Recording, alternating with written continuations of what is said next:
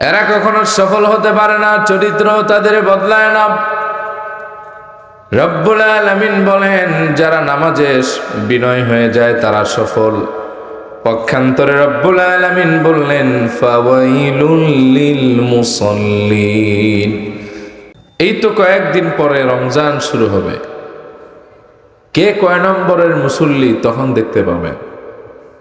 যেই মসজিদে তাড়াহুড়ো করে নামাজ পড়া হয়, তাড়াতাড়ি তারাবি শেষ হয়, ওই মসজিদের মুসল্লি তেমন কমে না। কিন্তু যেই মসজিদে ধীরে সুস্থে বিনয়ের সাথে নামাজ পড়া হয়, ৩-৪ দিনের বেশি বাটি চালান দিয়াও সাধারণ মুসল্লি খুঁজে পাওয়া যায় না, ঠিক কিনা? আমাদের দেশের মানুষ বড্ড তাড়াহুড়া প্রিয়। নামাজে দাঁড়ায় হৃদয়ের ভেতরে দুনিয়ার সব টেনশন নিয়ে।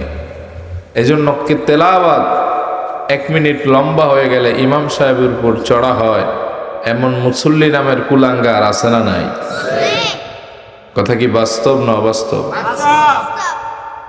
নামাজ পড়ি, চরিত্র বদলায় না। এর কারণ নামাজে আমাদের বিনয় নাই। হক আদায় করে আমরা নামাজ পড়ি না। এ কারণে নামাজ পড়ার পরও সুদ খাই হালাল মনে করে, ঘুষ খাই জায়েজ মনে করে, ঠিক কিনা বলে? এরা কখনো সফল হতে পারে না, চরিত্র তাদের বদলায় না। রব্বুল আলামিন বলেন, যারা নামাজে বিনয় হয়ে যায় তারা সফল। পক্ষান্তরে রব্বুল আলামিন বললেন, ফাওয়াইলুল লিল মুসাল্লিন আল্লাযীনা হুম আন সালাতিহিম সাহুন আল্লাযীনা হুম ইউরাউনা ওয়া ইয়ামনাউনাল মাউন।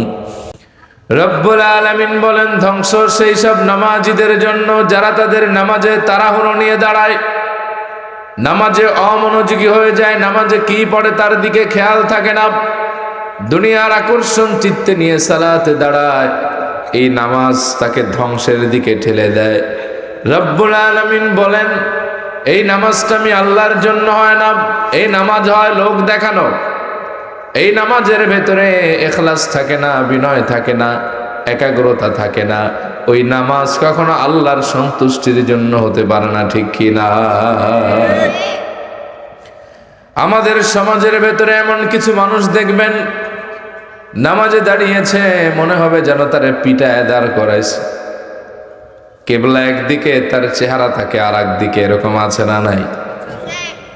নামাজের ভেতরে দাঁড়িয়েছে, এদিকে তাকায় সেদিকে তাকায়, চুলকায়।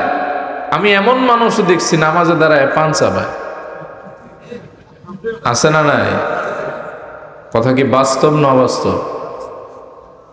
দেখবেন নামাজে দাঁড়িয়েছে, কোনো খেয়াল নাই নামাজের ভেতরে। আল্লাহ বলেন, ইযা কামু ইলাস সালাতি কামু কুসালা ইউরাউনান নাস। এই নামাজটা মুমিনের নামাজ না, এই নামাজ হলো মুনাফিকের নামাজ। কারণ মুনাফিক যখন নামাজে দাঁড়ায়, হেয়ালিপনা নিয়ে দাঁড়ায়, চিত্তে আল্লাহর কোনো ভয় থাকে না, দুনিয়ার আকর্ষণ নিয়ে দাঁড়ায়, ঠিক কিনা? সাধারণ পাবলিকের কথা কি বলবো, মাঝে মাঝে হুজুরদের নামাজেও আমরা বিরক্ত হয়ে যাই। আমরা আল্লাহু আকবার বলে হাত বাঁধার আগে তার সানা তো শেষ হয় মালিক ইয়াউমিদ্দিন শেষ।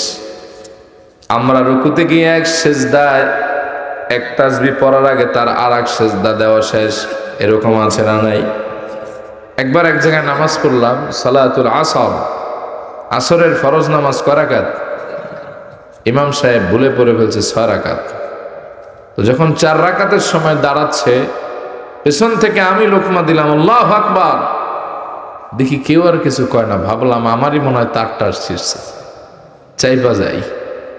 তো নামাজ শেষে মনের ভেতরে আর মানতে ছিল না। ইমাম সাহেবরে গিয়ে বললাম, হুজুর নামাজ কি 4 রাকাত পড়ছেন না 6 রাকাত? এই ইমামের বাড়ি আবার বরিশাল, বয়োবৃদ্ধ ইমাম। কয়, বাবু হ্যাঁ তো আমি বলতে পারবো না 4 রাকাত পড়ছি না 6 রাকাত পড়ছি।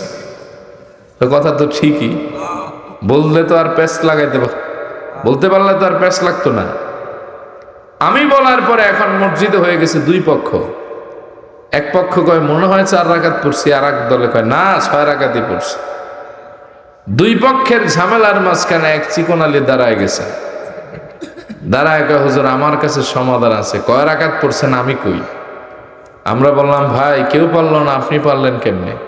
কয় ঘড়ির সাথে মিলাইলাম আর অরিজিনাল রেজাল্ট বের করলাম। কেমনে? আমাদের হুজুরের জিন্দিগিতে আসরের নামাজ পড়তে 6-7 মিনিটের বেশি লাগছে, এটা আমরা জন্মেও দেখি নাই। ঘড়ির দিকে তাকায় দেখলাম 12 মিনিট ক্রস করে 13 মিনিট হতে যাচ্ছে। আল্লাহর কসম 6 রাকাতই পড়ছে। তো এই যদি হয় অবস্থা, এই নামাজি আমাদের সমাজে আছে না নাই? কথা বলেন। দেখবেন সারাদিন 4 দোকানে বৈশা মজা নিতে ভাল লাগে, কিন্তু 1 মিনিট তেলাওয়াত লম্বা হয়ে গেলে পেছন থেকে হুইসেল দেয়, এরকম আছে না নাই? এই নামাজি কখনো সফল হতে পারে না। এই নামাজির জিন্দিগি তো চরিত্র বদলাবে না। সাহাবায়ে কেরাম নামাজে কেমন দৃঢ় ছিলেন, আমি মুসনাদে আহমদ থেকে এবং আবু দাউদ থেকে মিশ্রণ করে আপনাদের একটা হাদিস শোনাই। 6ষ্ঠ হিজরির শেষ দিকে আল্লাহর হাবিব সশরীরে এক যুদ্ধে উপস্থিত ছিলেন। এই যুদ্ধের নাম হলো যাতুর রিকাব। 2 উপত্যকার মাঝখানে যুদ্ধ ছিল। এই যুদ্ধে মুসলমানের সংখ্যা ছিল 400, মতান্তরে 700, কোন বর্ণনায় পাওয়া যায় 800। এই যুদ্ধে একজন মুসলিম সাহাবীর হাতে এক কাফেরের স্ত্রী নিহত হয় কিংবা আহত হয় কিংবা অপমানিত হয়, 3টা বর্ণনা পাওয়া যায়। ওই কাফের প্রতিজ্ঞাবদ্ধ হলেন যতক্ষণ আল্লাহর হাবিবের সাহাবীদের রক্তপাত না ঘটাবেন, এক ডোক পানি পান করবে না, খাবার খাবে না, গোসল করবে না, এমনকি মাথার চুলও আঁচড়াবে না। জোরে কন নাউযুবিল্লাহ। যুদ্ধ শেষ হয়ে গেল। আল্লাহর হাবিব মদিনাতুত তাইয়্যিবায় বীরের বেশে ফিরতে লাগলেন। পথিমধ্যে রাত হয়ে গেল। আমার নবীজির আদত মোবারক ছিল, তিনি রাতের বেলায় মদিনা মুনাওয়ারায় প্রবেশ করতেন না।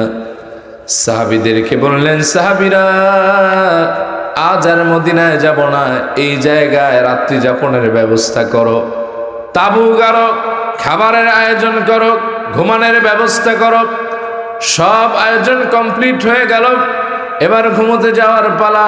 আল্লাহর হাবিব সাহাবীদেরকে বললেন, ও আমার সাহাবীরা, এতগুলি সাহাবীর ভেতর থেকে আল্লাহর এমন একজন গোলামকে দেখতে চাই যে সারা রাত দাঁড়িয়ে দাঁড়িয়ে আল্লাহর দিনের পাহারা দিবে। সুবহানাল্লাহ। কে আছো? দাঁড়াও। এ কথা বলতে একজন আনসারী সাহাবী দাঁড়ায় গেলেন, বললেন, লাব্বাইক ইয়া রাসূলুল্লাহ। ও আল্লাহর হাবিব, আমি দাঁড়াতে চাই। এই সাহাবীর নাম হলো আব্বাদ বিন বিশর আল আনসারী।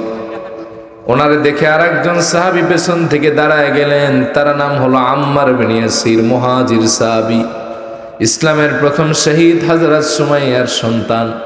নবীজি বললেন, ঠিক আছে, তোমরা 2 জন দাঁড়াও, পাহারা দাও আমাদেরকে, দিনের পাহারাদার হয়ে যাও, আমরা ঘুমোতে গেলাম। সবাই ঘুমিয়ে গেলেন। এই 2 সাহাবী দাঁড়িয়ে দাঁড়িয়ে পাহারা আরম্ভ করলেন। কিছুক্ষণ পাহারা দেওয়ার পরে একজন আরেকজনের বলতে লাগলেন, ভাই রে, রাত অনেক লম্বা, তুমি আমি যদি একসাথে পাহারা দেই, সকালবেলা মদিনায় যেতে বড় ক্লান্ত লাগবে, যুদ্ধ ফেরত মানুষ আমরা।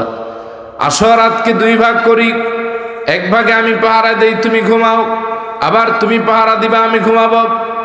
হযরত আব্বাদ বিন বিশর বললেন, আম্মার, আইউলাইন আহাব্বু ইলাইক, রাতের কোন অংশ তোমার ভালো লাগে আমারে বলো, আমি তোমার ইখতিয়ারে ছেড়ে দিলাম, মন মতো বেছে নাও, হয় পাহারা দাও না হয় ঘুমাও। হযরত আম্মার বিন ইয়াসির বললেন, ভাই আব্বাদ, প্রথম অংশে আমি ঘুমাই, তুমি পাহারা দাও, আর দ্বিতীয় অংশে আমি পাহারা দিব, তুমি মন ভরে ঘুমাবা। এই বলে আম্মার বিন ইয়াসির তিনিও ঘুমাতে চলে গেলেন। একা জেগে আছেন হযরত আব্বাদ বিন বিশর আল আনসারী। দাঁড়ায় দাঁড়ায় পাহারা দিতে লাগলেন। পাহারা দিতে দিতে নিসফুল লাইল অতিক্রম করে রাত যখন চূড়ান্ত গভীরতার দিকে গড়িয়ে পড়তে লাগলো, হযরত আব্বাদ দাঁড়ায় দাঁড়ায় চিন্তা করতে লাগলেন, রাত অনেক গভীর হয়ে গেছে। এই গভীর রাতে এই মধুময় সময়টা হলো তাহাজ্জুদ পড়ার। আমি যদি দাঁড়ায় দাঁড়ায় পাহারা দেই, শুধুমাত্র পাহারার হক আদায় হবে, তার চাইতে বাকি সময় যদি সালাত আদায় করি, কোরআন তেলাওয়াত করি, পাহারার হক আদায় হবে, তাহাজ্জুদ পড়ে আল্লাহর প্রিয় হব, অন্যদিকে আল্লাহর মুকাররাবিন বান্দাও আমি হয়ে যাব। সুবহানাল্লাহ। এইভাবে হযরত আব্বাদ বিন বিশির দাঁড়ায় গেলেন পাহারায়, আল্লাহু আকবার বলে সালাতে দাঁড়ালেন। তার কণ্ঠস্বরকে ঊর্ধ্বগামী করে উন্মুক্তভাবে সূরা কাহাফ তেলাওয়াত করতে লাগলেন। তার আকর্ষণীয় মোহনীয় তেলাওয়াতে আসমান জমিন মুখরিত হতে লাগলো। ওইদিকে প্রতিশোধ পরায়ণ কাফের স্ত্রী হত্যার বদলা নেওয়ার জন্য তীর আর ধনুক নিয়ে মদিনার দিকে ছুটলেন। পথিমধ্যে হযরতে আব্বাদের কণ্ঠস্বর তার কানের ভেতরে ভেসে আসতে লাগলো। বিচক্ষণ কাফের তীর আর ধনুক নিয়ে স্তব্ধ হয়ে দাঁড়ায় গেলেন। চিন্তা করতে লাগলেন, এই সময়টা হলো তাহাজ্জুদ পড়ার। এখানে তো কোরআন তেলাওয়াত সাধারণ মুমিন করার কথা না, আরে এটা কোনো জনপদ না। তাহলে বুঝতে পেরেছি আল্লাহর হাবিব সাহাবীদেরকে মদিনায় যায় নাই, এইখানে রাত গভীর হওয়ার কারণে অবস্থান করছে। আমার জন্য ভালো হলো মন মতো স্ত্রী হত্যার বদলা নিয়ে সাহাবী হত্যা করব, আর আমার মদিনায় যেতে হবে না। জোরে কন নাউযুবিল্লাহ। হযরত আব্বাদের কণ্ঠস্বরকে লক্ষ্য করে বিচক্ষণ কাফের তীর আর ধনুক নিয়ে সামনে এগোতে লাগলেন। প্রচন্ড অন্ধকারে হযরত আব্বাদকে দেখা যায় না, কিন্তু তার গলার আওয়াজকে লক্ষ্য করে কাফের তার ধনুক থেকে একটা তীর ছুঁড়ে মারলেন। এই তীরটা ব্যর্থভাবে নির্ভুলভাবে এসে সরাসরি হযরত আব্বাদের সিনার ভেতরে ঢুকলো। লাম ইয়াতাহাররাক ওয়া লাম ইয়াকদাইস সালাত। বিষাক্ত তীর রাসূলুল্লাহর সাহাবীর বক্ষ ভেদ করে এক পাশ থেকে আর এক পাশে চলে গেল। রাসূলুল্লাহর সাহাবী একটু নড়লেন না, তেলাওয়াত বন্ধ করলেন না, নামাজও ছেড়ে দেন না। কাফের অবাক হয়ে ভাবতে লাগলেন, যেই তীর আমি মারলাম, আমার মন বলে তীর তো লেগেছে, কিন্তু লাগলে নামাজ ছাড়ে না কেন? 50-50 চান্স, মনে হয় লাগে নাই। লাগলে তো নামাজ ছাড়বে, তেলাওয়াত বন্ধ হবে। যেহেতু তীর লাগার পরে নামাজ ছাড়ে না, তার মানে মনে হয় তীর লাগে নাই। এই ভেবে দ্বিতীয় তীরটা আবার মারলেন। এই তীরটা এসে সরাসরি হযরত আব্বাদের সিনার ভেতরে আবার ঢুকলো। লাম ইয়াতাহাররাক ওয়া লাম ইয়াকতাইস সালাত ওয়া হুয়া কানা ইউসাব্বিতু ফিস সালাত। বিষাক্ত তীর আল্লাহর হাবিবের প্রিয় সাহাবী আব্বাদ ইবনে বিশিরের বুকটা ঝাঁঝরা করে দিলেন। এক পাশ থেকে আরেক পাশে তীর চলে গেল, রক্ত ফিনকিয়ে দিয়ে ঝরতে লাগলো। তাও রাসূলুল্লাহর সাহাবী ডানে বামে তাকান নাই, একটা শব্দ করেন নাই, আগের মতো আল্লাহর সামনে নামাজেই দাঁড়ায় রইলেন। সুবহানাল্লাহ। কাফের অবাক হয়ে গেলেন, দুইটা তীর মারলাম, আমার মন বলে তীর তো লাগে, কিন্তু বুঝবো কেমনে? কোন তো তেলাওয়াত বন্ধের আওয়াজ পাই না, তেলাওয়াত তো চলমান, নামাজও তো দাঁড়িয়ে আছে, তাইলে মনে হয় তীর লাগে নাই। ক্ষুব্ধ হয়ে তৃতীয় তীরটা আবার ছুঁড়ে মারলেন। এই তীরটাও হযরত আব্বাদের সিনার ভেতরে এসে ঢুকলো। এক পাশ থেকে কলিজা বক্ষটা ঝাঁঝরা করে আর এক পাশে চলে গেল। তাও সাহাবী নামাজ ছাড়লেন না, ইতমিনানে কলবের সঙ্গে সাহাবী ধীরে সুস্থে নামাজ শেষ করলেন। দুদিকে সালাম ফিরিয়ে পাশের ঘুমন্ত সাহাবী হযরতে আম্মার বিন ইয়াসিরকে ডাক দিয়া বললেন, ভাই আম্মার, জলদি জাগো, আমার হায়াত আর মনে হয় বেশিক্ষণ বাকি নাই। দেখো কি হয়েছে, একটু পরে আমি আল্লাহর ডাকে সাড়া দিয়ে পরপারে চলে যাব। চারিদিকে শোরগোল পড়ে গেল। সাহাবায়ে কেরাম জেগে গেলেন। হযরত আব্বাদকে চতুর্দিক থেকে জড়ো করে ধরলেন। দেখতেছেন হযরত আব্বাদ নামাজের সুরতে বসা। একটা না, দুইটা না, তিনটা তীর সিনার ভিতরে ঢুকে আছে। রক্তে গোটা শরীরটা স্নান হয়ে গেছে, আশেপাশের জায়গা রক্তে রঞ্জিত হয়ে গেছে। তিনটা তীর সিনার ভিতরে ঢুকে আছে। সাহাবীরা বললেন, ভাই আব্বাস, তুমি না ছিলা পাহারায় দাঁড়ানো, তীর লাগলো কেমনে?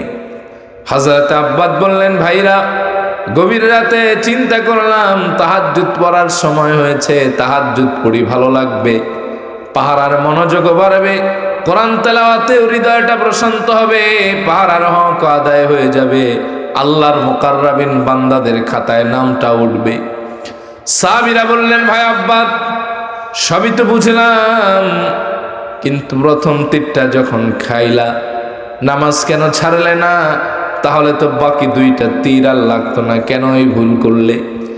হযরত আব্বাস বললেন, আল্লাহর হাবিবের প্রিয় সাহাবীরা শোনো, কাবার মালিক আল্লাহর নামের কসম করে বলি, খোলা আসমানের নিচে গভীর রাতে রাসূলুল্লাহর নূরময় কদম মোবারকের পাশে দাঁড়িয়ে দাঁড়িয়ে কোরআন তেলাওয়াত করে আর নামাজ পড়ে এত মজা পাচ্ছিলাম, কোন ফাঁকে যে আমার বুকটা ঝাঁঝরা হয়ে তিনটা তীর এক পাশ থেকে আর এক পাশে চলে গেল, কোনো অনুভব হয় নাই, বিন্দু মাত্র ব্যথাও আমার সিনার ভেতরে লাগে না।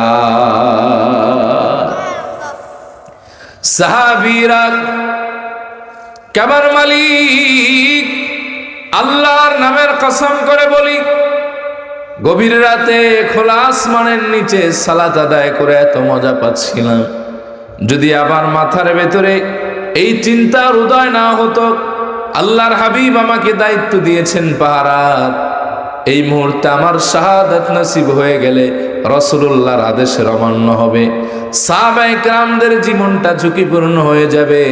আল্লাহর কসম, এই চিন্তা না আসলে জায়গায় শাহাদাত বরণ করলেও নামাজ ছাড়তাম না, নামাজের ভেতরে আমি এতই মজা পাচ্ছিলাম। সুবহানাল্লাহ। সাহাবীরা তিনটা তীর খেয়ে নামাজ ছাড়েন না, আর আমরা সুধা নামাজে দাঁড়াই, একটা মশায় কামড় দেওয়ার আগে নামাজ ছুটে যায়, ঠিক কিনা? জুমার দিন মসজিদে আসে, আগের সুন্নত পড়ে না, পরের সুন্নত পড়ে না, খুতবাও শোনে না, সালাম ফেরানোর পর মোনাজাত ছাড়াই দূর, এরকম পাবলিক আছে না? নাই? তাহলে আপনি তো সফল হইতে পারবেন না, কারণ আপনি নামাজে বিনয়ী না। আল্লাহর হাবিব মসজিদে নববীতে একবার ঢুকলেন, দেখতেছেন এক লোক নামাজে দাঁড়ানো, নামাজ পড়তেছে। নবীজি অপেক্ষা করলেন, নামাজটা শেষ হয় নাকি দেখি। শেষ হওয়ার পরে নবীজি তার কাছে ডেকে বললেন, কি পড়ছো? বলে, নামাজ। নবীজি বললেন, নামাজ পড়ছো? বলে, হ্যাঁ। ইরজি ফাসাল্লি ফাইন্নাকা লাম তুসাল্লি, ও মিয়া যাও, তুমি তো কোনো নামাজই পড়ো না, আবার নামাজ পড়ে আসো। লোকটা আবার নামাজ পড়ছেন। আবার নবীজি বললেন, ইরজি ফাসাল্লি ফাইন্নাকা লাম তুসাল্লি, যাও মিয়া, নামাজ পড়ে আসো, তুমি নামাজই পড়ো না। ফাকালা লাহু সাল্লাল্লাহু আলাইহি ওয়াসাল্লাম সালাস মাররাতিন, আল্লাহর হাবিব তার তিনবার একই কথা বললেন। কয়বার? এরপরে তিনি বললেন, আল্লাহি আল্লাযী বা'সাকা ফিল হক, ও নবী, ওই আল্লাহর নামের কসম, যে আল্লাহ আপনার সত্য নবী হিসেবে পাঠিয়েছেন, এর চাইতে ভালো নামাজ আর আমি জানি না। নবীজি বললেন, তাই? সাল্লু কামা রাআইতুমুনি উসাল্লি, যেভাবে আমি নামাজ পড়ি সেভাবে নামাজ পড়ো। এবার নবীজি শিক্ষা দিচ্ছেন, আল্লাহু আকবার বলে হাত বাঁধবা, এরপরে সানা পড়বা। পড়েন সুবহানাকাল্লাহুম্মা ওয়া বিহামদিকা ওয়া তাবারাকা ইসমুকা ওয়া তাআলা জাদ্দুকা ওয়া লা ইলাহা গায়রুক। এই সানা পড়বা, সানার পরে তুমি সূরা ফাতিহা পড়বা, এরপরে কোরআন থেকে যা তোমার জন্য সহজ তা তুমি পড়বা, এরপরে আল্লাহু আকবার বলে রুকুতে যাবা, তাড়াহুড়া করবা না, রুকুতে কিছু সময় বিনয়ের সাথে কাটাবা, এরপরে সোজা হয়ে দাঁড়াবা,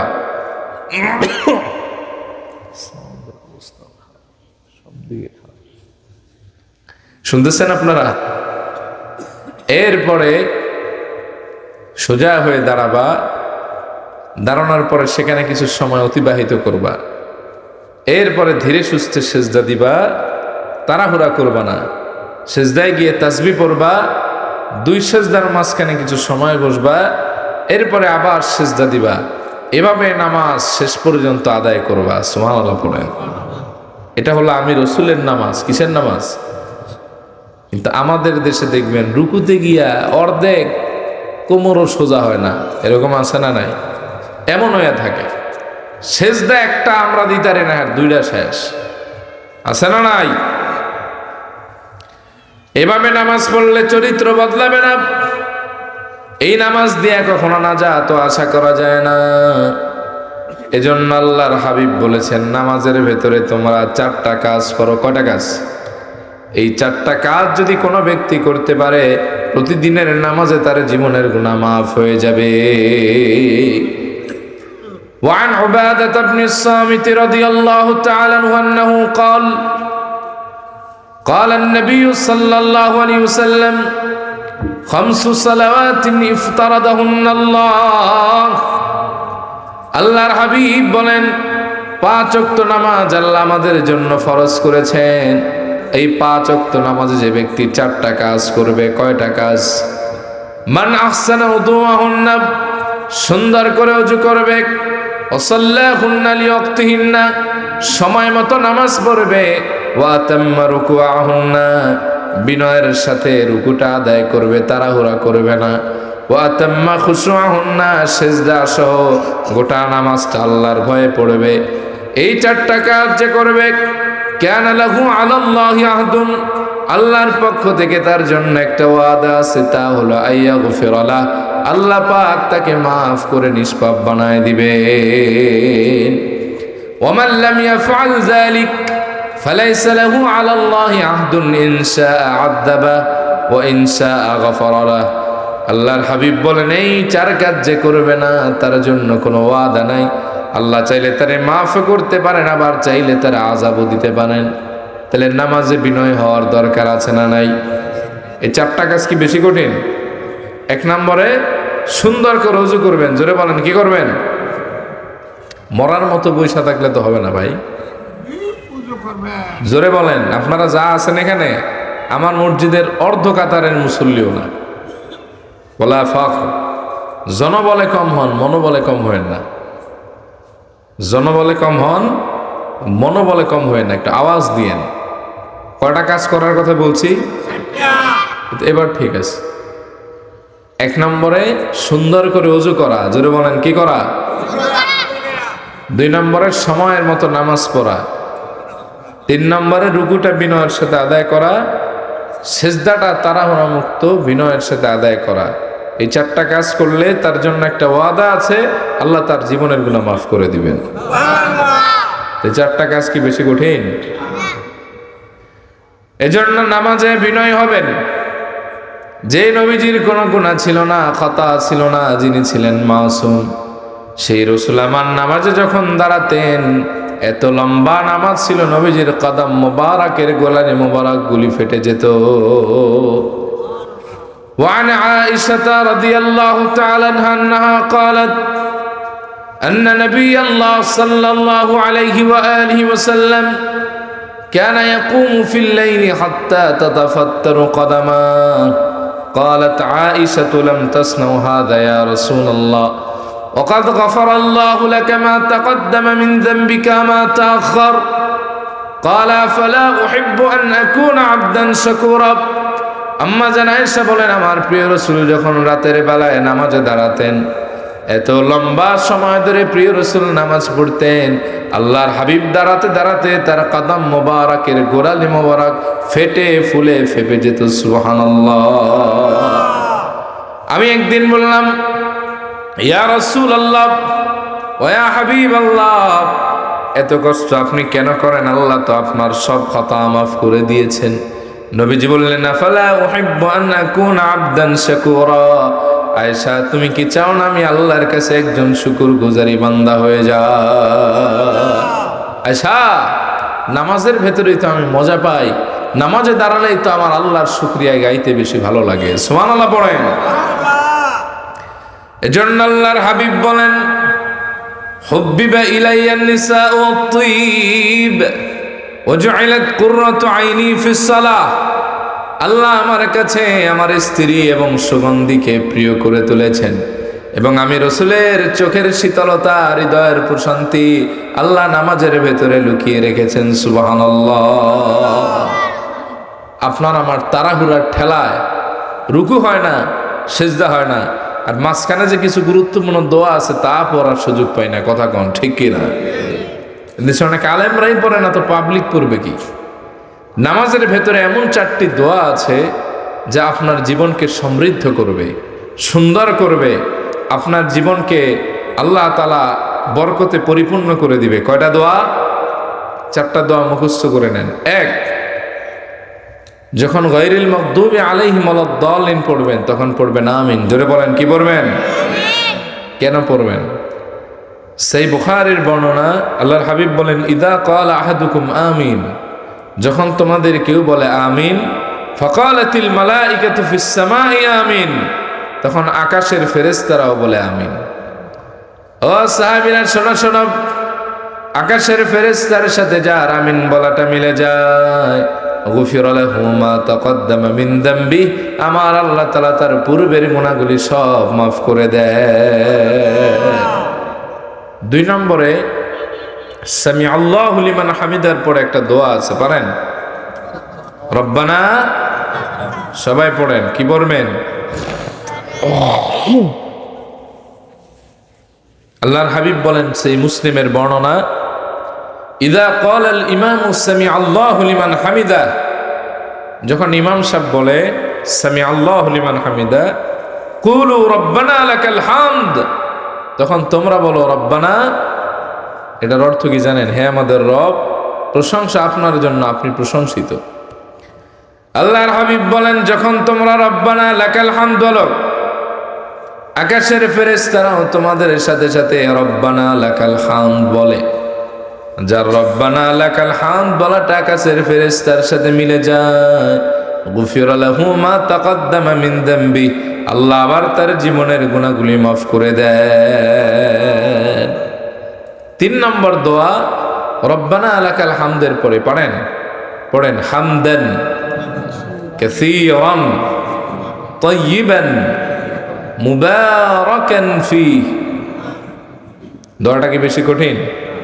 সহজ না? এক সাহাবী নবীজির পেছনে এই দোয়াটা পড়লেন অতিরিক্ত। হাদিসের ব্যাখ্যা আসছে এই নামাজটা ছিল মাগরিবের নামাজ। কোন নামাজ? নবীজি বললেন, সাহাবী তোমাদের ভেতরে কে এই অতিরিক্ত শব্দটা বললা? সাহাবী ভয়ে ভয়ে বলে, আনা কারিউন, আমি বলছি। নবীজি বললেন, সাহাবী শোনো, আমি যা দেখি তুমি তা দেখো না। আমি দেখলাম তুমি যখন এই অতিরিক্ত শব্দ হামদান কাসীরান তাইয়িবান মুবারাকান ফী বললা, আকাশের 30-এর অধিক ফেরেশতা তোমার আমল নামায় সওয়াব লেখার প্রতিযোগিতা শুরু করে দিয়েছে। 4 নম্বর দোয়া, 2 সিজদার মাঝখানের দোয়া। আল্লাহর হাবিব বলেছেন, তোমরা 2 সিজদার মাঝখানে দোয়া করো, কারণ 2 সিজদার মাঝখানে দোয়া করলে কবুল করে নেয় কে? একটা দোয়া আছে, একটা দোয়ার ভেতরে 5টা দোয়া। পড়েন, আল্লাহুম্মা গফিরলি ওয়ারহামনি ওয়াহদিনি ওয়ারযুকনি ওয়াআফিনি। আপনি কি বললেন আপনি জানেন না, এবার আমি শোনাই। আপনি বললেন, আল্লাহুম্মা গফিরলি, ও আল্লাহ আপনি আমারে ক্ষমা করে দেন, ওয়ারহামনি, আমার উপর রহম করেন। আল্লাহ আপনি আমার প্রতি রহমত নাজিল করেন, দয়া করেন। ওয়াহদিনি, আল্লাহ আপনি আমার হেদায়েত দেন। ওয়ারযুকনি, আল্লাহ আপনি আমার রিজিক বাড়ায় দেন। ওয়াআফিনি, আপনি আমার নিরাপত্তা এবং সুস্থতা দান করে দেন। একটা দোয়ায় 5টা দোয়া। কয়টা দোয়া? আবার পড়েন, আল্লাহুম্মা গফিরলি ওয়ারহামনি ওয়াহদিনি ওয়ারযুকনি ওয়াআফিনি। এই 4টা-5টা দোয়া কি বেশি কঠিন? জোরে বলেন। এই 5টা দোয়া যে প্রতিনিয়ত 2 সিজদার মাঝখানে করবে, আল্লাহ তাআলা তার জীবনটাকে সুন্দর এবং সুখময় সমৃদ্ধ বানায় দিবেন। সুবহানাল্লাহ পড়েন। তাহলে কয়টা দোয়া করতে বলছি মোট? গায়রিল মাগদুবি আলাইহিম ওয়ালাদ-দাল্লিনের পরে কি পড়বেন? সামি আল্লাহু লিমান হামিদার পরে কি পড়বেন? এরপর একটা দোয়া বলছিলাম কি, যারা পারেন না মুখস্থ করে নেবেন। আর 4 নম্বর দোয়া কোন জায়গায় করতে হয়? বুখারীর বর্ণনা, আল্লাহর হাবিব সেজদায় যতটুকুন সময় অতিবাহিত করতেন, 2 সেজদার মাঝখানে ততটুকুন সময় অতিবাহিত করতেন। তাহলে এখানে একটা দোয়া কি বললাম? আল্লাহুম্মা গফিরলি, মুখস্থ করেন। আল্লাহুম্মা গফিরলি ওয়ারহামনি ওয়াহদিনি ওয়ারযুকনি ওয়াআফিনি। মনে থাকবে বাবা? তাকে নামাজে তাড়াহুড়া করবেন নাকি বিনয়ের সাথে পড়বেন? কিয়ামতে আল্লাহ এটা বলবে না যে কত হাজার রাকাত নামাজ পড়ছে গণনা করো, এটা বলা হবে না। বলা হবে ওজন দাও। তখন কারো 200 রাকাত নামাজের তুলনায় কারো 20 রাকাত নামাজের পাল্লাটা ভারী হয়ে যাবে। আল্লাহ অন্যত্র বলেন, হাফিজু আলাস সালাওয়াতি ওয়াস সালাতিল উসতা ওয়া কুমু লিল্লাহি কানিতিন। ও বান্দা, নামাজের ব্যাপারে যত্নবান হও, বিশেষ করে মধ্যবর্তী সালাত সালাতুল আসরকে হেফাজত করো। ওয়া কুমু লিল্লাহি কানিতিন। বান্দা, আর আমি আল্লাহর সামনে যখন দাঁড়াবে চূড়ান্ত বিনয় নিয়ে দাঁড়াও। কিন্তু আমাদের থাকে দুনিয়ার টেনশন, ঠিক না? দুনিয়ার টেনশন নিয়ে নামাজে দাঁড়ায়, দোকানের চিন্তা, জুতার চিন্তা। কয়দিন আগে আমার বাসা থেকে চুরি করে নিয়ে গেছে। এই জুতার চিন্তা আমাদের থাকে হরেক রকমের চিন্তা। এ দেখবেন যে তারাবি পড়াইবে না, 29 দিন এক টাইমে মনে করেন নামাজ শেষ হয়েছে। একদিন খালি 2 বা 3 মিনিট তারাবিতে বেশি সময় লাগছে। সালাম ফিরানোর পরে দেখবেন গোটা মসজিদে মাছের বাজারের মতো হাউকাউ। কথা কন ঠিক কিনা? কথা কি বাস্তব না অবাস্তব? তাহলে নামাজে বিনয় হবে নাকি কিলাকিলি করবেন? হ্যাঁ, নাকি দৌড় দিবেন? আহা, এই নামাজ মানুষের চরিত্র বদলে দেয়, এই নামাজ মানুষের জীবনকে বদলে দেয়। কিন্তু আমরা আমাদের নামাজের ভেতরে দুনিয়াবি সব ঝামেলা নিয়ে দাঁড়াই। আমাদের নামাজে ইখলাস থাকে না, বিনয় থাকে না। আমাদের নামাজে থাকে দুনিয়ার চিন্তা। তাই 40 বছরের নামাজ পড়ি মাগার চরিত্র বদলায় না, ঠিক কিনা? আমি বুখারীর ব্যাখ্যার ভিতরে পড়েছি হাদিসে, সাহাবীরা রাতের বেলায় সালাতে দাঁড়ালে আকাশের উড়ন্ত পাখি তাদের মাথায় ভর করত। যখন তারা রুকু এবং সেজদায় দিতেন তখন পাখি উড়াল দিত। যাই হ্যাঁ, এটা তো কোনো গাছ না, দেয়াল না, জড় পদার্থ না। এবার প্রশ্ন হলো, আমরাও তো মনোযোগ নিয়ে নামাজে দাঁড়াইতে চাই, কিন্তু কিভাবে দাঁড়াবো? How to said my mind in সালাত। কিভাবে আমি আমার মনকে সালাতে স্থির রাখবো? 6টা কাজ করেন, ইনশাআল্লাহুল আজিজ আল্লাহ আপনার নামাজে মনটাকে স্থির করে দিবে। কয়টা কাজ? 1, যখন নামাজে দাঁড়াবেন চূড়ান্ত বিনয় নিয়ে, আল্লাহর ভয় নিয়ে দাঁড়াবেন। রাজি আছেন? হ্যাঁ,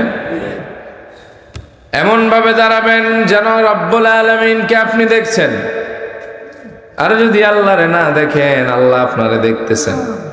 আনতা আবুদাল্লাহ কাআন্নাকা তারাহু ফাইন লাম তাকুন তারাহু ফাইন্নাহু ইয়ারাক। তুমি এমন ভাবে নামাজে দাঁড়াও, ইবাদত করো যেন তুমি আল্লাহরে দেখছো, না হয় আল্লাহ তোমারে দেখছে। যে ব্যক্তি মনে করবে আমি আল্লাহরে দেখি অথবা আল্লাহ আমারে দেখে, জিন্দেগিতে তার নামাজে কখনো তাড়াহুড়া হতে পারে না, ইবাদতে তাড়াহুড়া আসতে পারে না। আল্লাহ বলছেন, কুমু লিল্লাহি কানিতিন। বান্দা, আমি আল্লাহর সামনে দাঁড়ালে চূড়ান্ত বিনয় নিয়ে দাঁড়াও। নেতার সামনে দাঁড়াইলে নম নম, পীরের সামনে দাঁড়াইলে বিনয়, শিক্ষকের সামনে দাঁড়ালে আদব। সেই মানুষ মসজিদে গিয়ে আল্লাহর সামনে দাঁড়ালে বিনয় আসে না, বুঝতে হবে আর ইমানের ভেতরে ঘাপলা আছে, ঠিক কিনা বলেন? 2 নম্বরে, নামাজে দাঁড়ানোর আগে নিজের সাথে বোঝাপড়া করে নিয়তটারে ঠিক করে নিবেন। কারণ ইন্নামাল আমালু বিন্নিয়াত, সব কাজ নিয়তের উপর নির্ভরশীল। নিয়াতুল মুমিনিনা খায়রুম মিন আমালি ওয়া ফি রিওয়ায়া আও ইবাদাতি, মুমিনের নিয়ত হলো আমলের চাইতে উত্তম, ইবাদতের চাইতে উত্তম। নিয়ত ভালো যার, নামাজ ভালো তার, ইবাদত ভালো তার, ঠিক কিনা? নিয়ত যদি ঠিক হয় অর্ধেক নামাজ অটোমেটিক ঠিক হবে। নামাজ পড়বেন কার জন্য? জোরে বলেন। নাকি নির্বাচনী নামাজ পড়বেন? হ্যাঁ, এক লোকে কয় হুজুর এই ক্যান্ডিডেট আজকে আসরের নামাজ পড়ছে 2 বার, তা আবার উজু ছাড়া। আমি ভাই মিয়া মানুষের নামে এই কথা কন? কয় আমি হার দলের লোক, ওই মসজিদে 4টায় জামাত আর এই মসজিদে 4:15 আসরের জামাত। ওই মসজিদেও ঢুকছে বিনা উজুতে, সালামটা ফিরে দৌড়ে এই মসজিদে ঢুকছে আবার। এরকম নামাজ পড়লে হবে? কার জন্য পড়বেন? ইন্না সালাতি ওয়া নুসুকি ওয়া মাহইয়ায়া ওয়া মামাতি লিল্লাহি রাব্বিল আলামিন লা শারীকা লা। নিশ্চয় আমার নামাজ, আমার কোরবানি, আমার জীবন, আমার মরণ কার জন্য? সবাই বলেন। 3 নম্বরে যখন নামাজে দাঁড়াবেন মনে করবেন এটাই জীবনের শেষ নামাজ। কোন নামাজ? আল্লাহর হাবিব বলেন ইযা কুমতা ফি সালাতিক ফাসাল্লি সালাতা মুআদ্দিআ, তুমি যখন নামাজে দাঁড়াবে এমন ভাবে দাঁড়াবে মনে করবে এটাই তোমার জীবনের শেষ নামাজ। কেউ যদি মনে করে আমি ফজর পড়েছি জোহর পাবো না, জোহর পড়েছি আসর পাবো না, আসর পড়েছি তো মাগরিব পাবো না, ওই ব্যক্তির নামাজে কখনো তাড়াহুড়া আসতে পারে না। কথা কন ঠিক কিনা? মরা পাবলিক লয়ে ওয়াজ করা যেত না। তাবাররুকের ব্যবস্থা আছে? ও, আপনাদের এলাকায় কি এরকম লোকই হয়? হ্যাঁ, সর্বনাশ করে ফেলাইছেন আপনার। লোক কমন হন, কইলাম একটু আওয়াজ দেন, মনে হয় যেন ঘুমায়। ঘুমান কে দেখি? ও একজনের হাত জায়গা নেই। মানুষ কথা কয় না 2 সময়, এক হলো প্রচুর ভাবে মনোযোগ দিয়ে ওয়াজ শুনতেছে, এটা হলো এক, আর হলো কিছুই শুনতেছে না। এই 2 কারণে কথা কয় না। এখন আপনারা কোন পার্টি? হ্যাঁ, আমার ওয়াজ আবার ভিন্ন সিস্টেম। আমি ফাও পেশাল পড়ি না। 14 ঘন্টা ওয়াজ করবো, কোনো বিষয় নাই, আশয় নাই, বাড়ি গিয়ে খালি কানের সুর নিয়ে যাবেন, ওতে লাভ নাই। কম সময় একটা বিষয়ের উপর ধারণা দেওয়ার আমি চেষ্টা করি। এই নামাজের বিষয় ধরছি এক আয়াত, এটাই শেষ হবে। আর আমার সিস্টেম হলো কেউ আমার ওয়াজ শুনুক সে না শুনুক, কিন্তু আমার কোনো আফসোস নেই। কারণ এই প্রতিনিয়ত বাংলাদেশে হাজার হাজার মাহফিল হয়, বাড়িতে নিয়ে যাওয়ার মতো ওয়াজ খুব কম আছে। কথা কন ঠিক কিনা? হাক ডাক গজল কেসা শেষ। 2 লাখ টাকার মাহফিলের আয়োজনে 20,000 টাকার উপকার হয়। মাইন্ড করলেন আমার কথায়? বাস্তবতা শেয়ার করলেন। সাইয়েদনা আলীরে নবীজি বললেন, ও প্রিয় আলী, মৃত্যুরে তুমি কত দূরে মনে করো? সাইয়েদনা আলী বললেন, ও নবী, আমি যখন ওযু করি মনে করি এটাই আমার জীবনের শেষ ওযু। নবীজি বললেন, আলী, মৃত্যু তো মানুষের এত দূরে নয়। কেউ ডানে সালাম ফিরিয়েছে, বামে সালাম ফিরাতে পারবে কিনা মৃত্যুর ব্যাপারে গ্যারান্টি কেউ দিতে পারে না। সুতরাং আলী, তোমার মৌতের ব্যাপারে আরো যত্নবান হও। সুবহানাল্লাহ। কেউ যদি মনে করে আজ তার জীবনের শেষ নামাজ, তাহলে তার হালাত কেমন হবে আমি একটু উদাহরণ দেই। মনে করেন এখন 11:30 বাজে, 11:25, 12:01 যদি কারো ফাঁসি দেওয়া হয়, তারও যদি বলা হয় 11:30 তুমি আর 30 মিনিট বাঁচবা, যদি মন চায় শেষ নামাজটা পড়ো, শেষ তাওবাটা করো, আল্লাহর সামনে নিজে একটু কান্নাকাটি করে গুনাহটারে ক্ষমা করায় নাও। ওই ব্যক্তির নামাজ আর আপনার আমার নামাজ কিন্তু ভাই এক হবে না। ও রজুর ভেতরে একটা আলাদা রহমত থাকবে। সালাতে দ্বারা চোখের পানি ছেড়ে কাঁদতে থাকবে। সূরা ফাতিহা পড়ার মতো তার যে মজা, ওই মজা কিন্তু আপনার আমার হবে না। ওর শুধু মন চাইবে শুধু পড়ি আর পড়ি, বারবার পড়ি। রুকুতে গিয়ে কান্নায় ভেঙে পড়বে, উঠতে চাইবে না, দুনিয়ার আকর্ষণ থাকবে না। সিজদায় গিয়ে চোখের পানি ছেড়ে ছেড়ে 2 রাকাত নামাজ পড়তে পড়তেই তার কখন যে সময় চলে যাবে টের পাওয়া যাবে না, জোরে কোন ঠিক কিনা?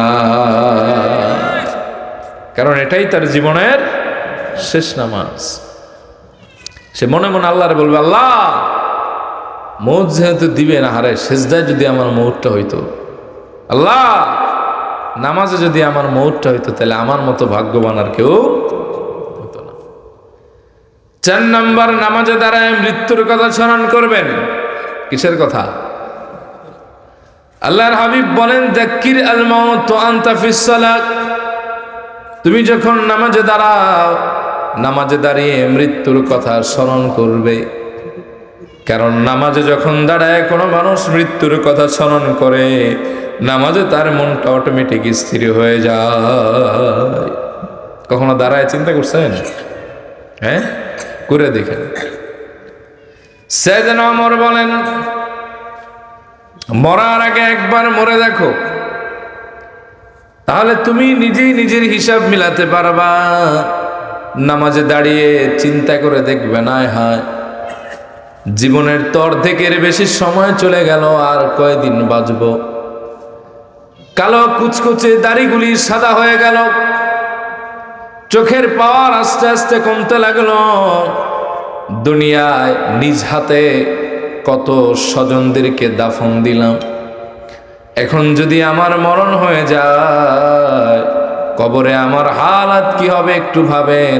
দেখবেন ইবাদতে মনটা অটোমেটিক স্থির হয়ে যাবে। কুল মাতাউদ দুনিয়া কালিল, এই দুনিয়ার সময় হলো সামান্য, এখানে চিরদিন থাকা যায় না। আজ আছি তো কাল আপনিও থাকবেন না, আমিও থাকবো না। সাইয়েদনা আব্দুল্লাহ ইবনে ওমর বলেন, আখাযা রাসূলুল্লাহ সাল্লাল্লাহু আলাইহি ওয়াসাল্লাম বিমানকিবি। একবার আল্লাহর হাবিব তার সোহাগ মাখা হাত মোবারক আমার কাঁধের ভেতরে রাখলেন। এরপরে আমারে নাসিহত করলেন, ইবনে ওমর, কুন ফিদ দুনিয়া কান্নাকা গরীবুন আও আবিরু সাবিল। তুমি দুনিয়া এমন ভাবে আছো যেন তুমি একজন মুসাফির, একজন নিঃস্ব মানুষ। আমি যেরকম ঢাকা থেকে আপনাদের কুমিল্লার এই অঞ্চলে এসেছি, একটু পরে ওয়াজ শেষ তো আমি চলে যাব। এটা যেরকম আমার স্থায়ী না, দুনিয়ার সময়টাও আপনার আমার জন্য মুসাফির খানা। এখানে আপনার আমার চিরস্থায়ী বাসস্থান নয়, ঠিক কিনা? ও ইবনে ওমর, দুনিয়ার মায়া জড়ায় না, দুনিয়ার মোহের ভেতরে পড়ো না। এরপরে তিনি সব সময় বলতেন, ইযা আমসাইতা ফালা তানতাযিরিস সাবাহ ওয়া ইযা আসবাহতা ফালা তানতাযিরিল মাসা। তুমি যদি সকাল পাও তো সন্ধ্যার আশা করো না, সন্ধ্যা যদি পাও তো সকালের আশা করো না। কারণ বহু মানুষ ফজর পড়েছিল, জোহর পড়বে নিয়ত করে বাড়িতে গিয়েছে, কিন্তু জোহর আর পড়া হয় নাই। জোহরের নামাজের পরে তার জানাজা হয়ে গেছে, এরকম দৃশ্য আছে না? না, বহু মানুষ এশারের নামাজ পড়ে ভালো সুস্থ মানুষ বিছানায় শুইতে গেল, ফজরের নামাজ পড়বে জামাতে কত আশা ছিল, কিন্তু ফজরটা আর চোখে দেখার সৌভাগ্য হয় নাই। ঘুমের ঘরে মৌত হয়ে গেছে, সকালবেলা তার জানাজার সময় ঘোষণা হয়ে গেছে। এমন চিত্র আমার সমাজে আছে না? না, কখনো কি ভেবেছেন এই দুনিয়াতে এত বন্ধু, এত স্বজন, বিপদে পড়লে মাঝে মাঝে পাওয়া যায়, মাঝে মাঝে পাওয়া যায় না। কিন্তু আপনি আমি কবরের জিন্দেগিতে যদি একবার বিপদে পড়ি, আল্লাহ ছাড়া বাঁচানোর কেউ থাকবে না। এ কথা দাঁড়ায় দাঁড়ায় নামাজে চিন্তা করে, মনটা রব্বুল আলামিন নামাজে স্থির বানায় দিবে। 5 নম্বর, যখন নামাজে দাঁড়াবেন সেজদার জায়গায় দৃষ্টিটা রাখবেন। কোন জায়গায়? নাকি ডানে বামে তাকাবেন খালি? হ্যাঁ, আল্লাহর হাবিব বলেন তাতে 2টা ফায়দা। লা ইয়াজালুল্লাহু আযজা ওয়া জাল্লা মুকবিলান আলাল আবদি ফি সালাতিহি মা লাম ইয়ালতাফিত ফাইদা সরাফা ওয়াজহু উনসারাফা আনহু। নবীজি বলেন, যখন তোমরা সালাতে দাঁড়াও দৃষ্টিটা নামাজের ভেতরে সেজদার জায়গায় রাখো, কারণ বান্দা যখন সেজদার জায়গায় তার দৃষ্টিটা রাখে, রহমতের মালিক আল্লাহ তাআলাও তার দিকে রহমতের দৃষ্টি ফেলতে থাকে। ফাইদা সরাফা ওয়াজহু উনসারাফা আনহু, যখন বান্দা তার দৃষ্টি উঠায় নেয়, আল্লাহ তার রহমতের দৃষ্টি উঠান। আর 6, you need to understand what you reading in your সালাহ। আপনার নামাজে আপনি কি পড়তেছেন এটা আপনাকে বুঝতে হবে। আল্লাহু আকবার অর্থ কি, সূরা ফাতিহা অর্থ কি, দোয়া মাসুর অর্থ কি। আমরা জীবনে এত কিছু শিখলাম, কিন্তু নামাজ পড়ার জন্য যে কয়টা সূরা লাগে, যে কয়টা দোয়া লাগে, এটার অর্থ শিখলাম না। ঠিক না? সহি পদ্ধতিতে নামাজ শিক্ষা বই পাওয়া যায়, পড়বেন, এগুলার ভিতরে দেওয়া আছে অর্থ। যখন অর্থ জানবেন দেখবেন পড়তে খালি মজাই লাগে। এক লোকে কয়, হুজুর সৌদি আরবে গেলাম, মানুষ খালি কান্দে, আর আমি বুঝিও না, কান্দিও না। বুঝেন না দিকে কান্দেন না, আপনি কান্দেন রব্বির হামহুমা কামা রাব্বায়ানি সগীরা কইলে, কারণ ওইটার অর্থ আপনার জানা আছে। এদেশের মুসলমান যদি নামাজের প্রয়োজনীয় সূরা এবং দোয়াগুলির অর্থ জানতো, ইমাম সাহেবের জিন্দিগি তো তারা দিত না দ্রুত নামাজ শেষ করান। তখন ইমাম সাহেব দ্রুত নামাজ পড়লো, ইমামের চাকরি চলে যেত। কথা কন ঠিক কিনা? তাহলে কয়টা কাজ করলে নামাজে মন স্থির হয়? 1 নম্বরে কি ঠিক করে দাঁড়াবেন? নিয়ত। জোরে বলেন কি? 2 নম্বরে বিনয় নিয়ে দাঁড়াবো। কি নিয়ে? কারে আমি দেখতেছি, যদি তারে না দেখি কে আমারে দেখে? 3 নম্বরে এটাই জীবনের কোন নামাজ। 4 নম্বরে নামাজে দাঁড়ায় দাঁড়ায় কিসের কথা স্মরণ করবেন? 5 নম্বর চক্ষু কই রাখবেন? 6 নম্বর যা পড়েন তা বুঝতে হবে। যারা বলেন কি করতে হবে? এই 6টা কাজ অ্যাপ্লাই করে দেখেন, জিন্দিগিটা বদলায় যাবে ইনশাআল্লাহ। তাহলে নামাজে বিনয় হওয়া যাবে বাবা। হ্যাঁ, তাড়াহুড়া তো করবেন না। তাড়াহুড়া মুক্ত নামাজ পড়ে দেখেন, আল্লাহ তাআলা মজা বাড়ায় দিবে ইনশাআল্লাহ।